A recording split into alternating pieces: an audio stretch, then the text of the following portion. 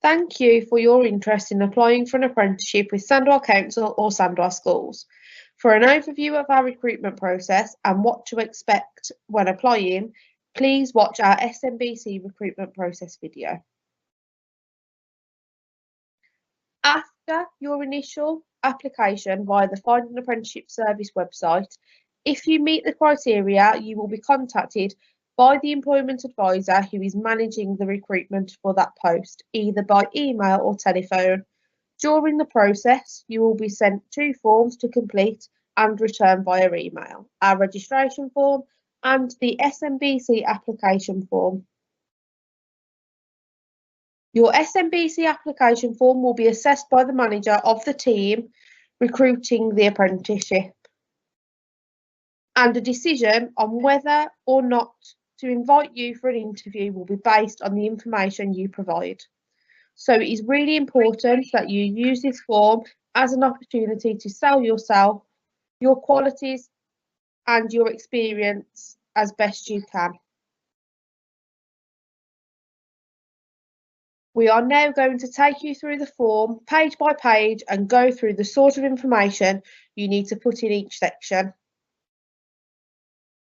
We recommend that you use a laptop or a computer to complete the form, as it will make it easier to navigate and type in the boxes.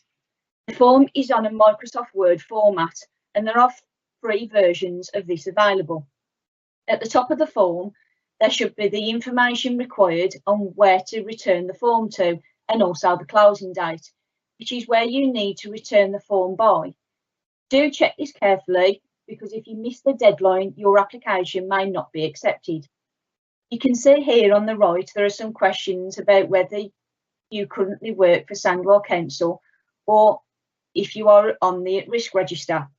There are lots of questions on the form which require you to select the box which applies to you. All you need to do is place your cursor over the box and click to place an X inside it.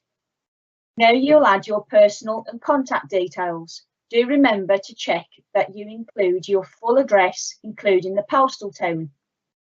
Don't forget to select the appropriate box for the question about social care posts. Even if a question isn't relevant to you on your application, you must still show that you've considered it. Please don't leave any parts of the form blank. Section 2 is where we gather information for monitoring purposes. As before, please select which box applies to you and click in it to make an X.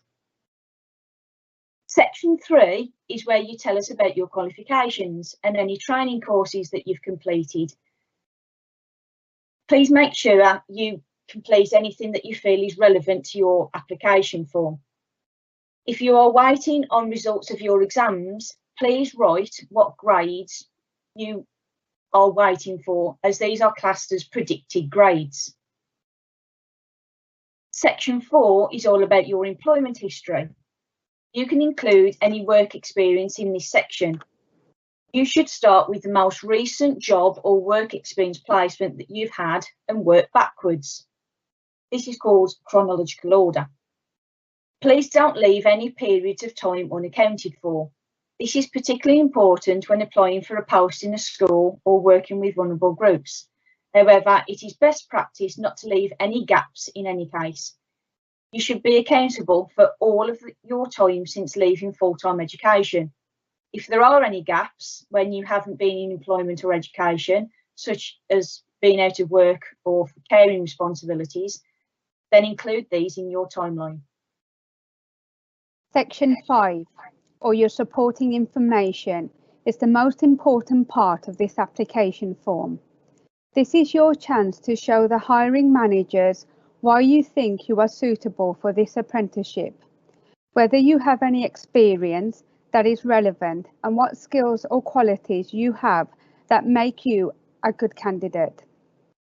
You can get some clues as to what sort of skills and qualities they are looking for from the job description or person specification. This should include a list of attributes that the ideal apprentice for this role would possess.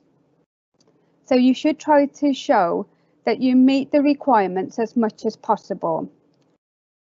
Try where you can to include examples of how you meet the requirements. Don't just write a list. So if the person's specification asks for a confident communicator, you could maybe describe a time when you've had to make a presentation in school or college. There are no rules as to what examples you can use. They can come from school, previous jobs, family life, or hobbies and interests. What's important is that you can show that you are meeting the criteria. Write as much as you can in this section. This is your chance to shine and show how motivated you are to get the job. If you have any convictions that should be declared, please include them here. If you don't, then please write NA to show that you have considered this question. We need details of 2 people who can provide a reference for you.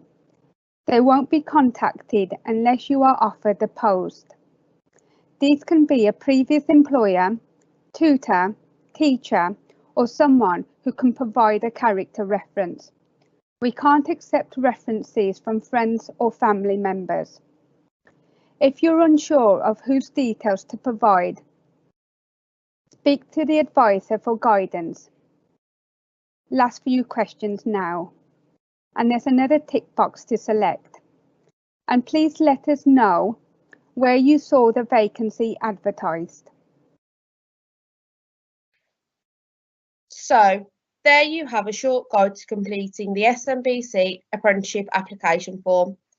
If you do have any questions about the form, then please contact the advisor who sent you the form, or if you can't get a hold of them, then please email inquiries_recruitment@sandwell.gov.uk and the team will respond to you.